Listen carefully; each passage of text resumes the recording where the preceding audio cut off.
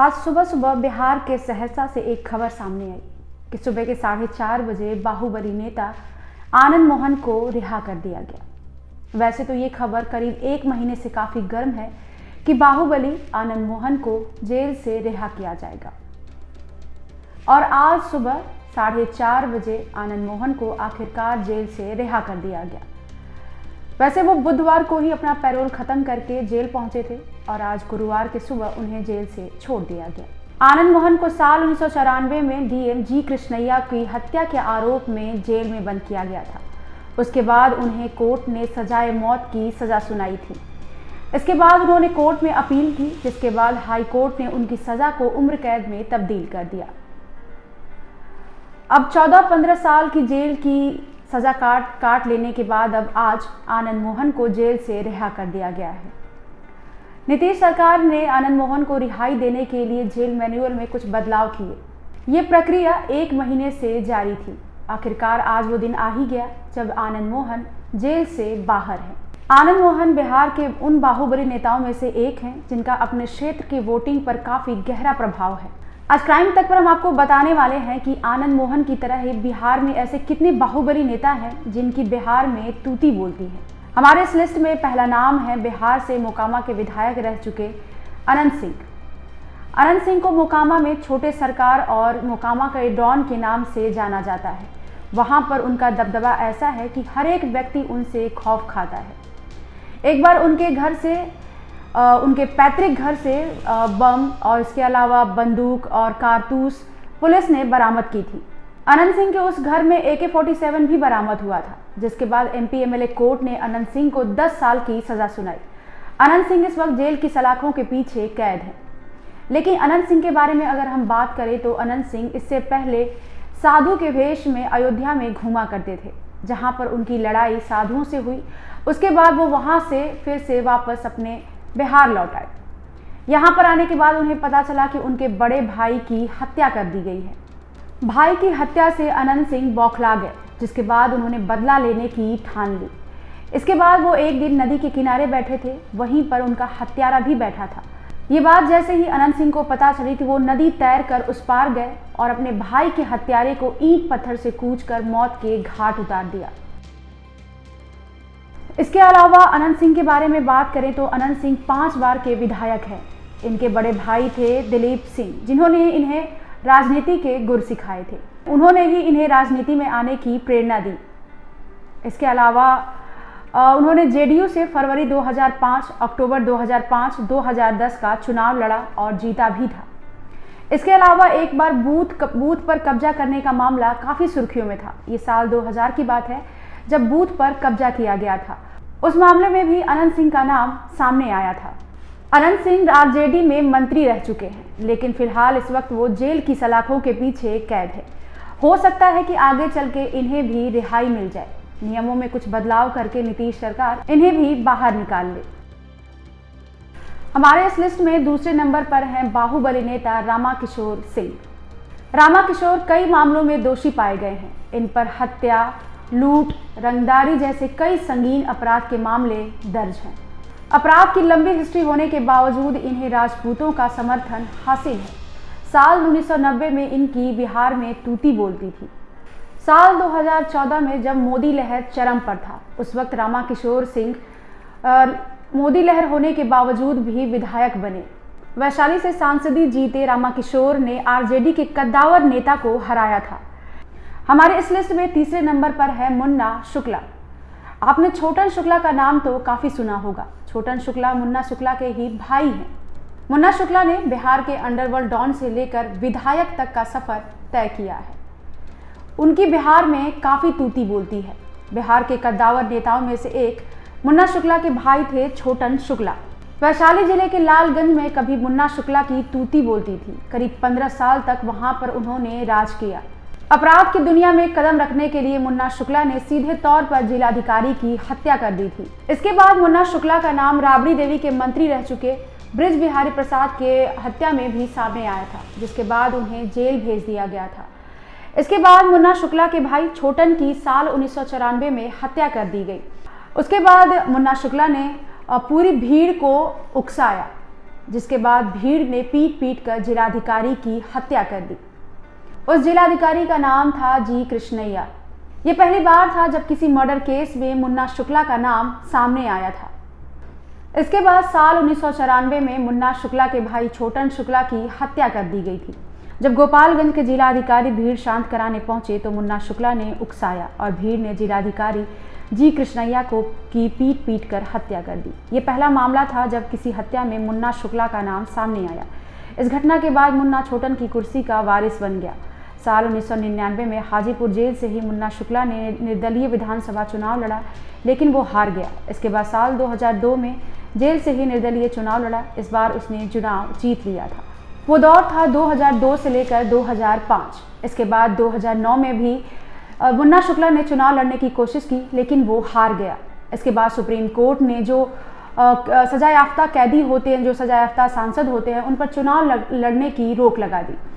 इसके बाद ये जो मुन्ना शुक्ला है वो चुनाव नहीं लड़ पाए, लेकिन अपनी पत्नी को चुनाव लड़ने के लिए उतारा और उन्होंने जीत हासिल कर ली। अगला नाम है सूरजभान सिंह। मोकामा के रहने वाले सूरजभान सिंह के पिता एक सरदार गुलजीत सिंह की शॉप पर काम करते थे। उनका बेटा काफ़ी लंबा चौड़ा था, इसलिए उन्होंने सोचा कि बेटा फौज में जाएगा, लेकिन ऐसा नहीं हुआ। इसके बाद इनके बड़े भाई की नौकरी सीआरपीएफ में लग गई, लेकिन सूरजभान सिंह फौज में शामिल नहीं हुए। इसके बाद पिता का सपना टूट गया। पिता को बहुत उम्मीद थी कि इसके वजह से बड़े भाई की सीआरपीएफ में नौकरी हो गई तो इनकी भी हो जाएगी, जिससे घर को सहारा मिल जाएगा, लेकिन ऐसा नहीं हुआ। इसके बाद की कहानी हम आपको बताते हैं। सूरजभान पहले बाहुबली, उसके बाद विधायक बने। 80 के दशक में सूरजभान छोटे मोटे अपराध करता था, लेकिन 90 के दशक आते आते उसका क्राइम का ग्राफ तेजी से बढ़ने लगा। इसको सपोर्ट मिला कांग्रेस विधायक श्याम सुंदर सिंह का और अनंत सिंह के भाई दिलीप सिंह का, जिसके बाद ये अपराध की दुनिया में और भी सक्रिय हो गया। इसके बाद सूरजभान ने साल 2000 में चुनाव लड़ा। मोकामा से विधायक रह चुके दिलीप सिंह को उसने भारी मतों से हराया और विधायक बन गया। उस वक्त सूरजभान पर बिहार और यूपी में कुल 26 मामले दर्ज थे। एक समय पर कहा जाता है कि सूरजभान नीतीश कुमार के संकट मोचक थे। पप्पू यादव, बिहार के सांसद पप्पू यादव के बारे में तो आपने सुना ही होगा। कई बार ये मीडिया की सुर्खियों में रहते हैं। आज हम बात करेंगे पप्पू यादव के राजनीतिक सफर के बारे में। पप्पू यादव की छवि भी बाहुबली नेता की रही है। साल 1990 में उन्होंने राजनीति में अपना करियर बनाना शुरू किया था। इसके बाद वो लगातार कामयाबी की सीढ़ियां चढ़ते रहे। पहली बार वो सिंहेश्वर स्थान से विधानसभा सीट निर्दलीय चुनाव जीतकर सामने आए।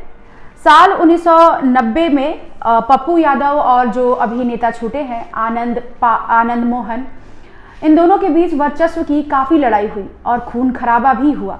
इसके बाद बात करें, पप्पू यादव कम समय में कोसी, पूर्णिया, कटिहार, मधेपुरा और सुपौल जैसे सीमांचल के क्षेत्रों में काफ़ी लोकप्रिय हैं। वहाँ के लोगों के लिए इन्होंने काफ़ी काम किया है। 5 बार के सांसद रहे बाहुबली विधायक पप्पू यादव का नाम उस वक्त सामने आया जब 14 जून 1998 को माकपा के विधायक रहे अजीत सरकार की हत्या में उनका नाम सामने आया। इसके बाद पप्पू यादव को गिरफ्तार कर लिया गया।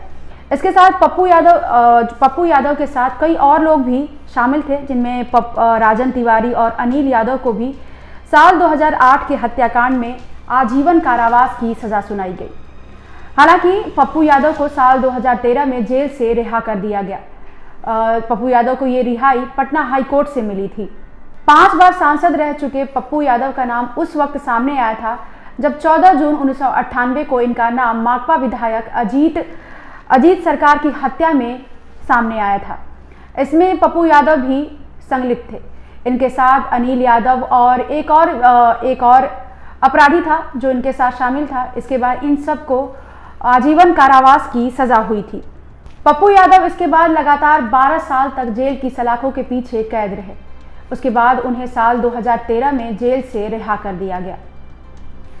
अभी भी पप्पू यादव गाहे बगाहे मीडिया की सुर्खियों में बने रहते हैं। कभी विपक्ष पर निशाना साधते हैं तो कभी गरीबों की मदद करने का ये कहने की गरीबों की मदद करते वो दिख जाते हैं। ऐसा वो दिखाते हैं अपने काम के जरिए कि वो गरीबों की काफ़ी मदद करते हैं, उनके साथ खड़े रहते हैं। अगला नाम है राजन तिवारी, जो कि गोरखपुर का रहने वाला है। राजन तिवारी साल 1990 का ये जो अपराधी था। डॉन श्री प्रकाश शुक्ला के नाम से ये फेमस था। ये दोनों दोस्त थे। दोनों की जो दोस्ती थी, जब दोनों साथ में आए तो इन्होंने इसके बाद कई अपराधों को अंजाम दिया। श्री प्रकाश शुक्ला के साथ संपर्क में आने के बाद राजन तिवारी का नाम कई अपराधों में सामने आया। इसके अलावा उन अपराधों में भी राजन तिवारी शामिल रहता था जिसे श्री प्रकाश शुक्ला अंजाम देता था। इसके बाद इसकी छवि बाहुबली नेता के रूप में बनती चली गई और ये विधायक भी बना। यूपी के महाराजगंज के जो विधायक थे, इन पर हमले करने का आरोप भी राजन तिवारी पर ही लगा था। इसके अलावा इस घटना में माफिया डॉन श्री प्रकाश शुक्ला भी शामिल था। इनके अलावा दो और लोग थे जो वीरेंद्र प्रताप शाही पर जानलेवा हमला करने के आरोपी थे, जिसके बाद इन चारों को यूपी में मोस्ट वांटेड के रूप में घोषित कर दिया गया। यही वो दौर था जब राजन तिवारी ने बिहार का रुख किया और अपने जो अपराध थे उसको छिपाने के लिए वहां पर राजनीतिक जमीन की तलाश में जुट गया। हालांकि वीरेंद्र प्रताप शाही पर जो हमले हुए थे उसके आरोप से उसे 2014 में बरी कर दिया गया। आपको बता दें कि जो राजन तिवारी हैं, ये माकपा विधायक अजीत सरकार की हत्या में भी शामिल था, जिस आरोप में पप्पू यादव भी जेल की सलाखों के पीछे कैद रह चुके हैं। अजीत सरकार हत्याकांड में राजन तिवारी को भी कोर्ट ने बरी कर दिया था। इसके बाद इसने अपनी किस्मत चुनाव में भी आजमाई और इन्होंने 2 बार विधानसभा चुनाव में जीत दर्ज की। यूपी के महाराजगंज के लक्ष्मीपुर से विधायक रहे वीरेंद्र प्रताप शाही पर राजन तिवारी ने हमला किया था। राजन तिवारी के साथ इसमें श्री प्रकाश शुक्ला भी शामिल था। इसके अलावा 2 और लोग थे। इसके बाद इन चारों को यूपी में मोस्ट वांटेड के तौर पर घोषित कर दिया गया, जिसके बाद राजन तिवारी ने बिहार का रुख किया और राजनीतिक जमीन तलाशने की कवायद शुरू कर दी। इसके बाद राजन तिवारी माकपा विधायक अजीत सरकार के हत्या के आरोप में भी जेल में कैद किया गया, लेकिन पप्पू यादव के साथ ही इसे भी बरी कर दिया गया, जिसके बाद इसने चुनाव भी लड़ा और 2 बार विधानसभा चुनाव में जीत दर्ज की है। हमारे इस लिस्ट में अगला नाम है सुनील पांडे का, जो कि 3 बार विधायक रह चुके हैं। बिहार में इनकी काफ़ी तूती बोलती है। बिहार में बाहुबली नेता के रूप में इनकी छवि बन चुकी है। सुनील पांडे भगवान महावीर पर पीएचडी कर चुके हैं और अपने नाम के आगे डॉक्टर लगाते हैं, लेकिन इनका नाम कभी अपराध की दुनिया में बेहद ही सक्रिय था। 5 मई 1966 को जन्मे सुनील पांडे की आधी जिंदगी फरार रहने में तो आधी जिंदगी जेल की सलाखों के पीछे बीती है। सुनील पांडे का नाम उस वक्त भी सामने आया जब उन्होंने डॉन मुख्तार अंसारी की जान लेने के लिए 50,000 रुपए इनाम की घोषणा की थी। 90 के दशक में सुनील पांडे का नाम उस वक्त सामने आया जब भूमिहार जाति के इंजीनियर थे कमलेशी पांडे, जो कि वहां पर बालू के ठेके लेने के लिए, मामूली ठेके लेने के लिए फेमस थे। आसपास के इलाकों में उनकी छवि दबंगों वाली थी और वहीं पर रहते थे नरेंद्र पांडे उर्फ सुनील पांडे। पिता चाहते थे कि नरेंद्र पांडे पढ़ लिख कर इंजीनियर बन जाए, लेकिन इनका मन पढ़ाई में कम ही लगता था। कुछ दिनों बाद सुनील की वहां पर एक लड़के से लड़ाई हो गई, जिसके बाद सुनील ने उसे चाकू मार दिया। इसके बाद वो अपने गांव वापस आ गए। साल 1990 के दशक में भूमिहार जाति का वहां पर रणवीर सेना में ब्रह्मेश्वर सिंह थे, उनका काफ़ी दबदबा था।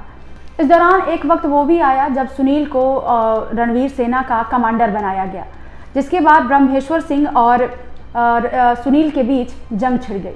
इसके बाद साल 1993 में एक ईंट भट्टे का जो मालिक था उसकी हत्या हो गई। इसके बाद तो ब्रह्मेश्वर सिंह और सुनील में खूनी जंग छिड़ गई। इसके बाद 3 और लोगों की हत्या हुई, जिनमें सुनील की एक करीबी महिला रिश्तेदार भी थी। दुश्मनी का ये दौर तब तक चलता रहा जब तक 2012 में ब्रह्मेश्वर सिंह को मौत के घाट उतार नहीं दिया गया। उसके बाद मार्च 2000 में विधानसभा चुनाव होने थे। इसके बाद समता पार्टी ने उन्हें टिकट दिया। उन्होंने आरजेडी के विधायक काशीनाथ को हराया और वो विधायक बन गए। उस वक्त की सरकार में सुनील पांडे की तूती बोलती थी। वो नीतीश के लिए हमेशा खड़े रहते थे। जब नीतीश संकट में थे तब उन्होंने बाहुबलियों की पूरी फौज खड़ी करके रख दी उनकी पार्टी के अंदर। उस दौरान उन्होंने राजन तिवारी, मोकामा से विधायक अनंत सिंह और इसके अलावा रामा सिंह, मुन्ना शुक्ला सभी को नीतीश के साथ कर दिया, जिसके बाद नीतीश की पार्टी में इनका कद बढ़ता चला गया। लेकिन चिंता की बात यह है कि जी कृष्णैया की हत्या करने वाले, जिनको आजीवन कारावास की सजा मिली थी, आनंद पाल, आज सुबह सुबह उन्हें रिहा कर दिया गया, जिसके बाद पूरे देश में इस बात पर चर्चा हो रही है कि अपराधियों को इस तरीके से रिहा करने के लिए कानून में बदलाव कैसे किए जा सकते हैं।